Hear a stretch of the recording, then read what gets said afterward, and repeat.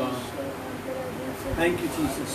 आज की सुबह में खुदा उनके शुक्रगुजार हैं कि खुदा यीशु मसीह ने एक बार फिर हम सबको ये मौका दिया कि हम जिंदा खुदा उनके नाम को ले सके, और हम उस आसमान के खुदा के दिल से बहुत शुक्रगुजार हैं कि जिसने गुज़िश्ता हफ्ते में, पिछले हफ्ते में हम सबके खूब हिफाजत रखी और हमें तमाम बीमारी से, दुखों से बचाया, और हमारी और आपकी ज़िंदगी में ये मौका दिया है कि हम आज की सुबह में यानी कि इतवार के रोज़, जिस दिन खुदा यीशु मसीह मुर्दों में जी उठा, मौत के बंधन को तोड़ दिया और कब्र में से निकला और लोगों को दिखाई दिया, उस महान दिन या उस इतवार के रोज़ जिसमें आज हम सुबह में शुक्रगुजारी करने में जमा हैं, खुदा उनके कलाम की तरफ रुजू करेंगे, परमेश्वर वचन की तरफ चलेंगे और हम साल की किताब निकालेंगे। और आज हम हिकमत की बात करेंगे, जो नीति वचन जिसे बोला जाता है, और आज हम बुद्धिमानी की ऊपर बात करेंगे, समझ के ऊपर बात करेंगे, फहम के ऊपर बात करेंगे। और ये अच्छा कलाम हमें लगेगा जब कलाम सुनते हैं। तो आज हम शुरू करते हैं खुदा के कलाम से। अमसाल की किताब या नीति वचन की किताब, उसका पहला अध्याय और उसके 7वें पद में इस प्रकार से एक बात लिखी है, खुदावन का खौफ। खुदावन का खौफ यानी कि परमेश्वर का डर, खुदावन का खौफ। हम बहुत सी चीज़ों में खुदावन का खौफ रखते हैं, खुदावन का डर मानते हैं, लेकिन जब सुलेमान जब किसी को सलाह देने लगा, जब किसी से बातचीत करने लगा, तो उसने एक बहुत अच्छी बात कही खुदा के कलाम की हिकमत के लिए। देखा, खुदा का खौफ इल्म का शुरू है। इल्म का क्या है? शुरू है। खुदा का खौफ इल्म का क्या है? शुरू है। यानी कि जो इंसान अपने जीवन में परमेश्वर का भय रखता है, जो इंसान खुदा का डर मानता है, वहाँ से उसके लिए इल्म का, शिक्षा का, बुद्धिमानी का, समझ का आरंभ हो जाता है। और आगे बहुत अच्छी बात लिखी है, लेकिन लिखा है कि लेकिन जो इंसान खुदा का खौफ मानता है, उसके जीवन में वहाँ से परमेश्वर का ज्ञान, प्रभु की समझ, प्रभु की बुद्धि वहाँ से शुरू होती है। लेकिन अहमक हिमाकत और तरबियत की तहकीर करते हैं। लिखा है कि लेकिन अहमक तरबियत की हकीरत करते हैं, हिकारत करते हैं। बताती है, परमेश्वर समझ जाता है कि जो इंसान मूर्ख होता है वह हिकमत और तरबियत की हिकारत करते हैं। यानी कि वो उन्हीं को, वो शिक्षा को, बुद्धि को, जो मूर्ख होते हैं, जो अहमक होते हैं, वो उसे तुच्छ समझते हैं। यानी कि जब कोई मूर्ख आदमी जब परमेश्वर की शिक्षा को, जब खुदावंद की बुद्धि को, जब परमेश्वर की समझ को जब इंसान हिकारत की नज़र से देखे, तुच्छ समझे, तो आप जान लीजिएगा कि उसके अंदर परमेश्वर का भय नहीं है। क्योंकि जो इंसान के अंदर खुदा का डर होता है, जो इंसान परमेश्वर का भय मानता है, उसके लिए परमेश्वर का वचन बताता है कि वो उसके लिए हिकमत क्या है? शुरू है। और आज हम इसी बाबत बात करेंगे कि क्यों जरूरी हमारे और आपके लिए हिकमत, क्यों आपके, मेरे और आपके लिए जरूरी है परमेश्वर की समझ, प्रभु की बुद्धि। मेरा आपके जीवन में परमेश्वर का भय हमें प्रभु की बुद्धि मानना सिखाता है, प्रभु की समझ को प्राप्त करने को सिखाता है। मैं अमसाल की किताब के नीति वचन के 3 अध्याय के और उसके 13 और 14 पद पे आपसे से बातचीत करूंगा। और यहाँ पर इस प्रकार से लिखा हुआ है, 3 अध्याय के 13 और उसके 14 पद में इस प्रकार लिखा हुआ है, मुबारक है वो, लिखा है कि मुबारक है वो आदमी जो हिकमत को पाता है। लिखा है कि मुबारक है वो आदमी जो हिकमत को क्या करता है? पाता है। हिंदी में क्या लिखा हुआ है? क्या ही धन्य वो मनुष्य जो बुद्धि पाए। यानी कि मुबारक वो आदमी जो हिकमत को पाता है। यानी कि हिकारत की नज़र से वही देखता है कि जिनके अंदर परमेश्वर का भय नहीं, जो इंसान अहमक है, मूर्ख है, लेकिन जिसके अंदर खुदा का खौफ है, वो परमेश्वर के इस बुद्धि पर, बातों पर ध्यान लगाता है। और सुलेमान कहता है कि मुबारक है वो आदमी जो हिकमत को पाता है और वो जो फहम को हासिल करता है। और वो जो फहम को हासिल करता है। बड़ी अच्छी बात देखिए, वो जो फहम को, समझ को हासिल करता है। समझ को हासिल करने वाला मुबारक है, बुद्धि को प्राप्त करने वाला आदमी मुबारक है, खुदावंद का खौफ रखने वाला आदमी मुबारक है। लेकिन मूर्ख है वो आदमी, अहमक वो आदमी जो इनको नफरत करता है, इनसे नफरत करता है। इसलिए लिखा है फहम को भी हासिल कर। क्यों कह रहा खुदा का खादिम? आगे क्या लिखा हुआ है? क्योंकि उसका हुसूल लिखा है, क्योंकि उसका हुसूल चांदी के हुसूल से और इसका नफा कुंदन से बेहतर है। कुंदन से क्या है? बेहतर। यानी कि समझ का और बुद्धि का जो नफा बताया गया है, जो इसका फायदा बताया गया है, बात बताती है चांदी के हुसूल से भी इसका हुसूल क्या है? अच्छा है। ओपीर के कुंदन लिखा हुआ है, नफा जो कुंदन से भी बेहतर है। इसलिए लिखा हुआ है कि मुबारक वो आदमी जो बुद्धि को प्राप्त करता है और समझ को भी क्या करता है? हासिल करता है, क्योंकि इसका मूल्य ओपीर के कुंदन से अच्छा है। इसका फायदा, अगर कोई इंसान चांदी हासिल कर रहा है तो बाइबल बताती है चांदी के हुसूल से, चांदी की प्राप्ति से बुद्धि की और समझ की प्राप्ति बेहतर है, अच्छी है। और इसका नफा यानी कि इसका लाभ चोखे सोने से भी, ओपीर के कुंदन से भी ज्यादा है। ओपीर का कुंदन, चांदी, सोना बुद्धि के आगे कोई मूल्य नहीं रखते, कोई समझ नहीं रखते, कोई इसकी वैल्यू नहीं है। लेकिन जिसके पास बुद्धि होती है, जिसके पास समझ होती है, सुलेमान जो लिख रहा है उसने अपने जीवन में बहुत बड़े बड़े फैसले किए। उसने सोने चांदी से फैसला नहीं किया, बल्कि उसने बुद्धि से और समझ के साथ बड़े बड़े फैसले किए। उन औरतों का फैसला किया जो एक दूसरे का बच्चा खाकर एक का खा गया, एक का रह गया। बहुत से ऐसे फैसले किए।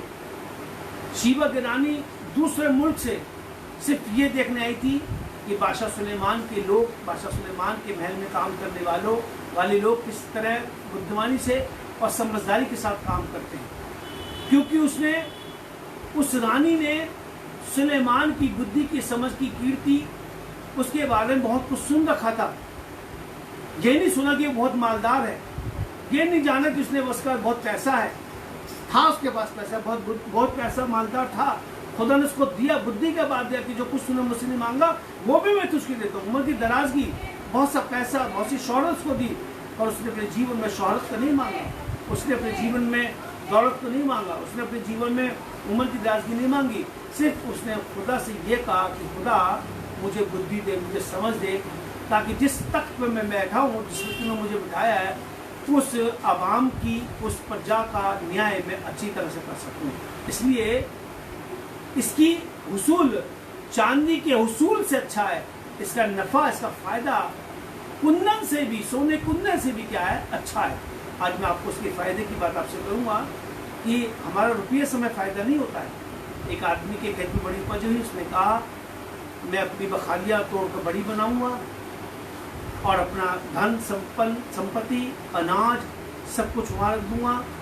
और वो अपने मन में, अपने जी से, अपनी जान से कहने लगा, आए जान, खा पी और चैन और सुख से रहे, क्योंकि कई वर्षों के पास तेरे पास बहुत सा अनाज व संपत्ति होती है। पर लिखा है एक आवाज़ खुदा ने बताई, उसी रात एक आवाज़ आई, नादान, आए मूर्ख, जो कुछ तुमने जमा किया वो किसके काम आएगा। इसी तरह से हम और आप जितना आज अपने लिए जोड़ लेते हैं, उससे हमारे को कोई नफा नहीं। लिखा है कीड़ा खा जाता है, चोर से नहीं लगाता, पर हमारी बुद्धि पर, हमारी समझ पर कोई कीड़ा नहीं खाता। हमारी बुद्धि पर, हमारी समझ पर कोई सेंध नहीं लगा सकता। हमारी बुद्धि को, हमारी समझ को कोई हमसे छीन नहीं सकता। हमारे ज्ञान को कोई हमसे छीन नहीं सकता। इसलिए खुदा के खादिम सुलेमान ने कहा कि इसका हुसूल चांदी के हुसूल से अच्छा है, इसका नफा ओपीर के कुंदन से ज्यादा है। आज मैं आपको इससे फायदे की बात करूंगा। और पहली आयत हम निकालेंगे खुदा कलाम से, नीति वचन 8 अध्याय, उसके 32 पद को पढ़ेंगे। नीति वचन किताब उसका 8वां अध्याय और उसके 32वें पद में लिखा हुआ है, इसलिए आए बेटो मेरी सुनो। भाई लिखा हुआ है, सुलेमान कहता है इसलिए आए मेरे बेटो, क्योंकि हिकमत की हुसूल चांदी के हुसूल से मुबारक है। इसलिए कहता है इसलिए आए मेरे बेटो मेरी सुनो, क्योंकि मुबारक है वो, क्योंकि मुबारक है वो जो मेरी राहों पर चलते हैं, जो मेरी राहों पर चलते हैं, यानी कि बुद्धि की राहों पर चलते हैं, शिक्षा की राहों पर चलते हैं।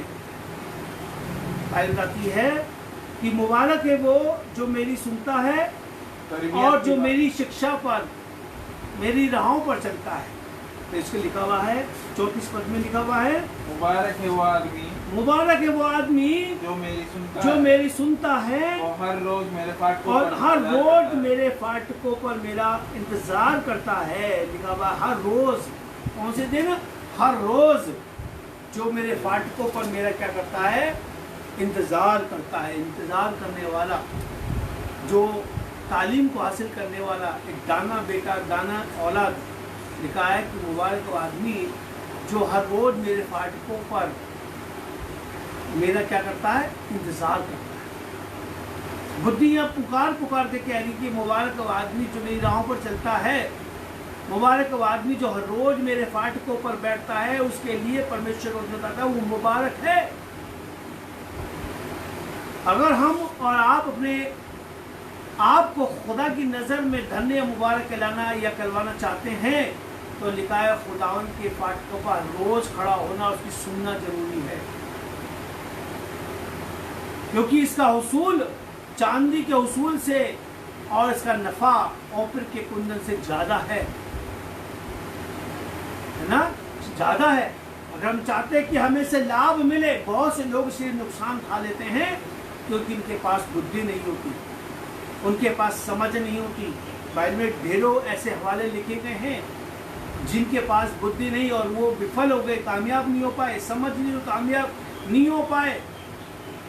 अगर हम चाहते हैं कि हम कामयाब हो जाएं, अगर हम इसका फ़ायदा उठाना चाहते हैं, तो आज हम अपने आप को परमेश्वर की नज़रों में, अपने कान उसकी कलाम को सुनने में लगाएं।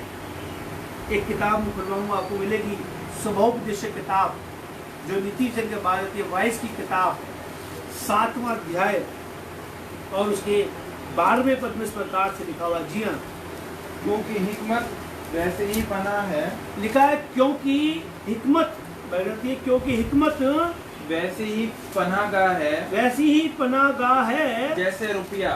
लिखा हुआ है जैसे क्या है? रुपया। हिकमत क्या है कि वैसी ही पनाह है, जैसे लिखा हुआ है रुपया। वैल्यू है 7 अध्याय और उसके 12वें पद में पढ़ रहे हैं, क्योंकि हिकमत वैसी ही पनाहगाह है जैसे रुपया। लिखा हुआ है कि जिस तरह रुपया को हम अपनी पनाहगाह में रखते हैं, अपनी तिजोरी में रखते हैं, अपने बक्सों में रखते हैं, अपनी अलमीरा में रखते हैं, अपने पर्स में रखते हैं, संभाल के रखते हैं, हम रुपयों को यूं नहीं छोड़ देते, हम क्या करते हैं? उसे संभाल कर रखते हैं। आगे क्या लिखा हुआ है? लेकिन इल्म की खास खूबी यह है, लेकिन इल्म की खास खूबी यह है कि हिकमत, क्या लिखा हुआ है? इल्म की खास खूबी यह है कि हिकमत साहिब हिकमत की जान, साहिब हिकमत की जान की क्या करती है? मुहाफिज है। क्या हिकमत की क्या खूबी है? हिकमत की खूबी है, बुद्धि की सबसे बड़ी खासियत क्या मालूम है? बाइबल कहती है साहिब हिकमत की जान की क्या करती है? हिफाजत करती है। उसकी खूबी क्या है? कि बुद्धिमान के प्राण की क्या करती है? रक्षा करती है।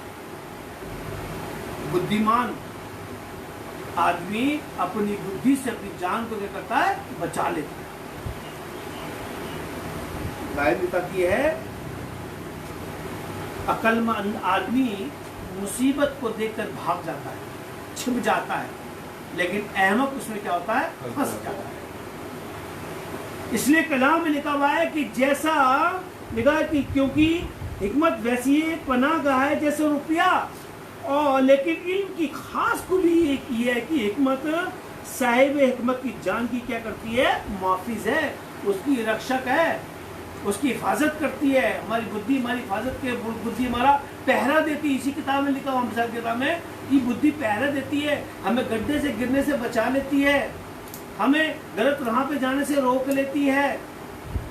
जब बुद्धि हमारे पास होगी, बाइबल लिखा हुआ है कि बुद्धि हमें बुरे मार्ग में जाने से रोक लेती है, क्योंकि वो हमारी जान की क्या करती है, मुआफिज है, हिफाजत करती है। अगर वो हमारी मुआफिज नहीं होती तो हम कब के मर मिट गए होते। मुआफिज है हमारी जान की। चांदी के उसूल से इसका उसूल अच्छा है, इसका नफा ओपीर के कुंदन से अच्छा है, क्योंकि ओपीर के कुंदन और चांदी हमारी जान की मुआफिज नहीं है, बल्कि हमारी जान की दुश्मन बन सकती है। पर बुद्धि, हिकमत हमारी जान की हिफाजत, हमारे प्राण की रक्षा करने वाली है, हमारे को बचाने वाली है बुद्धि। बहुत से खादिमों की जान खुदा के कलाम में बुद्धि ने बचाई, क्योंकि उनके पास खुदा की बुद्धि थी। अपनी बुद्धि नहीं, प्रभु के वचन का अपनी समझ का सहारा ना लेना।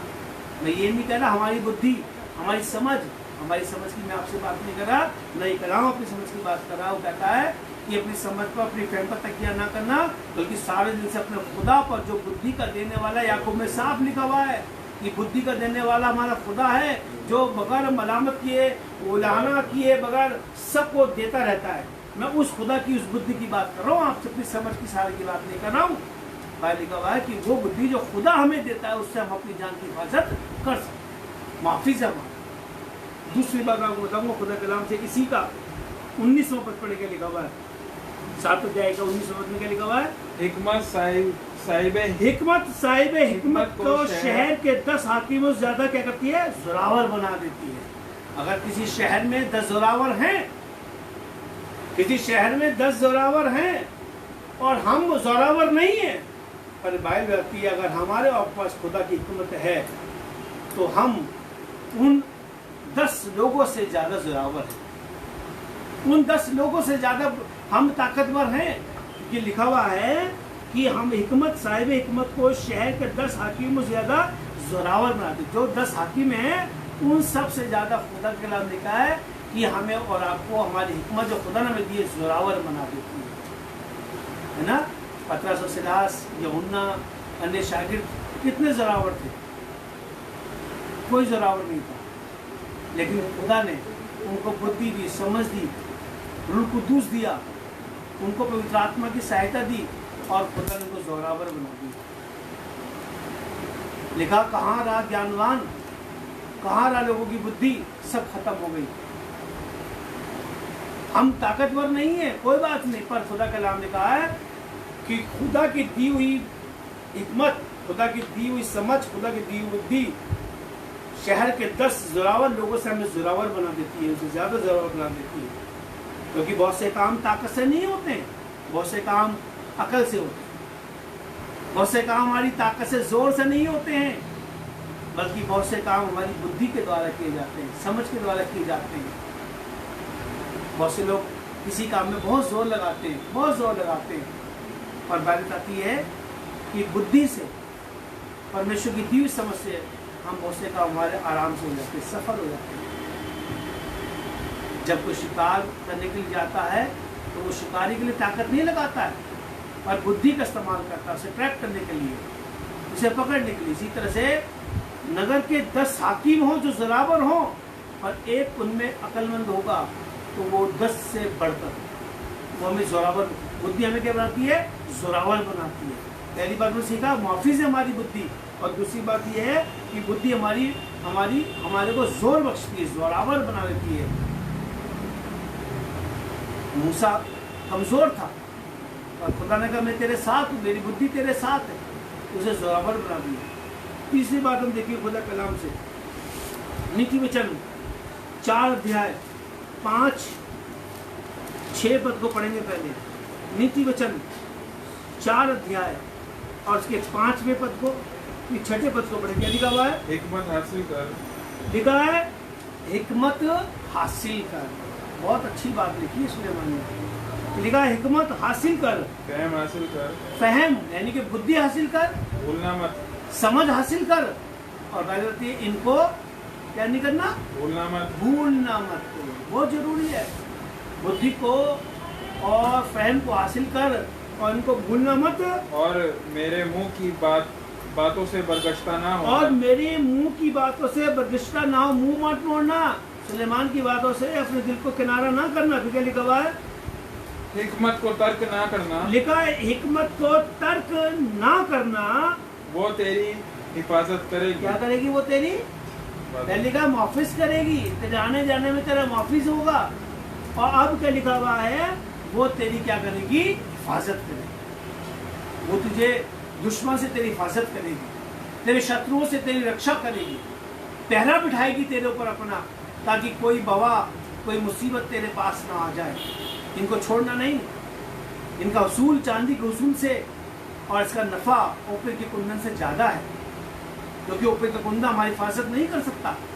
पर कलाम में लिखा हुआ है हिकमत हमारी हिफाजत करती है। फिर क्या लिखा हुआ है? उससे मोहब्बत रखना, उससे क्या लिखा हुआ है? उससे मोहब्बत रखना, वो तेरी निगहबान होगी। तीसरी बात क्या है? चौथी बात क्या है? वो तेरी क्या होगी? निगहबान होगी, पहरा देगी। लिखा हुआ है निगहबान होगी, पहरा देगी। हम अपनी निगहबानी के लिए बहुत सी कोशिशें करते हैं, पर खुदा का कलाम लिखा हुआ है कि हिकमत हमारी निगहबानी करेगी, हमारा पहरा देगी, क्योंकि इसका उसूल चांदी के उसूल से और इसका नफा ओपिर के कुंदन से ज्यादा है। ओपिर का कुंदन हमारी हिफाजत नहीं कर सकता, हमारी निगहबानी, हमें खुद उसकी निगहबानी करनी पड़ती है। चांदी सोने की हमें खूब ही निगहबानी करनी पड़ती है। पर बाइबल कहती है कि हिकमत और फहम ये हमारी निगहबान हमारे पहरा देती है। कितना अच्छा लगता है जब ये हमारे पास है तो ये हमारा पहरा देती है। पहरा का मतलब है कि हमें हर एक बुरे मार्ग में जाने से रोक लेती है, पहरा देती है। 8वीं पद में एक बड़ी सी बात लिखी, 8वीं पद में, हाँ 8वीं पद में, उसकी ताजीम कर। क्या कर? उसकी बड़ाई कर, उसकी ताजीम कर, उसकी बड़ाई कर। जो पहरा देते उसकी बड़ाई कर, जो हमारी मुआफिज है उसकी बड़ाई कर, जो हमारी हिफाजत करते उसकी बड़ाई कर, जो हमारी निगहबानी कर उसकी बड़ाई कर। आज हम दुनिया में ना जाने किन किन चीज़ों की बड़ाई कर रहे हैं, पर जो हमारी हिफाजत है, जो हमारी मुआफिज है, जो हमारी निगहबानी करता है, जिससे हमें मोहब्बत करनी चाहिए, जिसकी हमें ताज़ीम करनी चाहिए, बड़ाई करनी चाहिए, हम शायद उसकी बड़ाई नहीं करते। फिर क्या लिखा आगे? वो तुझे सरफराज करेगी। वो तुझे क्या करेगी? बढ़ाएगी। बुद्धि हमें क्या करती है? बढ़ाएगी। भाई लिखा वो ऊंचाइयों पर लेकर जाएगी, हमें बढ़ाएगी, हमें तरक्की देगी, बुद्धि बढ़ाई देगी, हमें बढ़ाएगी, तरक्की ऊंचे पे लेके जाएगी, जमीन से उठाकर मराहों के बीच में बिठा देगी, बड़े बड़े अधिपतियों को लोगों के बीच में हमें खुदा बिठाएगा। अगर हमारे पास बुद्धि है, समझ है, जिसकी हमने हासिल करने की कोशिश करी है। इसलिए कलाम लिखा इसकी ताजीम कर। और एक प्रश्न आता है कि हिकमत मिलती कहाँ है? अय्यूब की किताब, अय्यूब की किताब निकालेंगे हम और उसका 28 अध्याय और 12 पद को पढ़ेंगे। लिखा हुआ है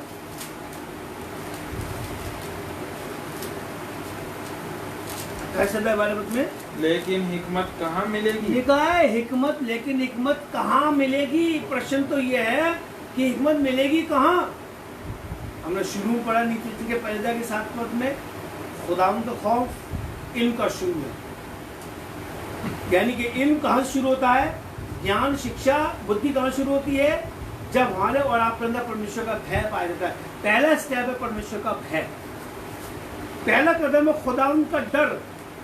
और बाइबल आती है, यहाँ पर एक बड़ी सी बात लिखी है, अकल की तारीफ लिखा हुआ है कि हिकमत कहाँ मिलेगी, इसका फायदा मालूम कितना है? आप बताओ हिकमत कहाँ मिलेगी? इसके आप पढ़ेंगे 16 पद को पढ़ेगा। लिखा है, वैसे तो पूरा ही पद पढ़ने बड़ा सा लिखा हुआ है, और 16 पद में क्या लिखा हुआ है? ना ओफीर का सोना उसका मोल हो सकता है, ना और ना कीमती सुलेमानी पत्थर या नीलम, ना सोना और ना कांच उसकी बराबरी कर सकते हैं, ना चौके सोने के जेवर उसको बदल ठहरेंगे।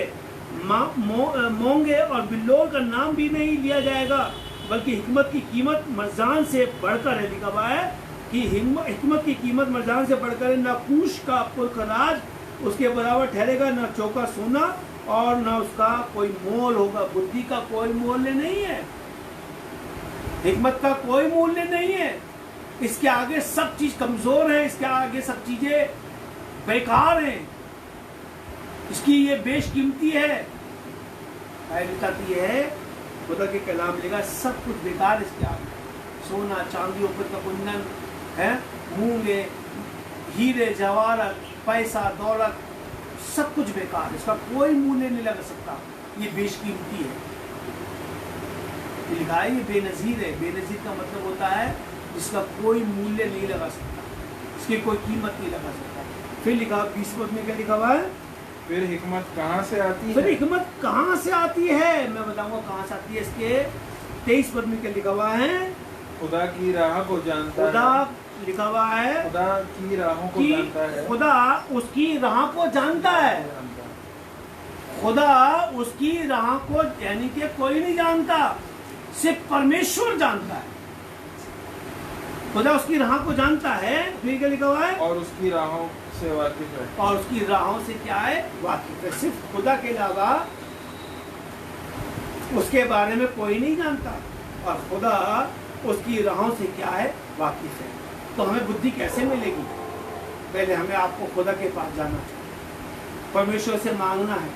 याकूब की पहले दे जो लिखा हुआ है, और जैसे मैंने बताया मूसा के पास पहले 7 में कि खुदा को खौफ इनकी क्या है? शुरू है। खुदा जानता है, और जब हमारे और आपके अंदर खुदा का खौफ नहीं होगा, जब तक हम खुदा के पास नहीं जाएंगे, उससे नहीं मांगेंगे, तो हमें और आपको हिकमत देने वाला दुनिया में कोई नहीं।